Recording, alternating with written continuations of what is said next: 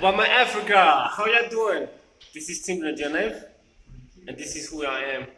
So every day, I take about 3 to 5 hours to teach in order to bring about the change that I hope to make in this country of ours, Madagascar, as you've already known and seen in my applications.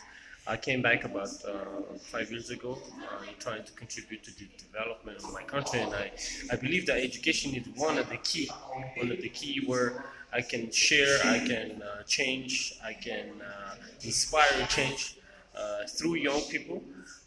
Besides all the business that I do, that I'm involved in, besides all the association that I'm involved in, this is part of my passion, part of my purpose, and hope to continue this. And with the help and my participation with your program, I know that I'll be a better person after I attend that program. Thank you.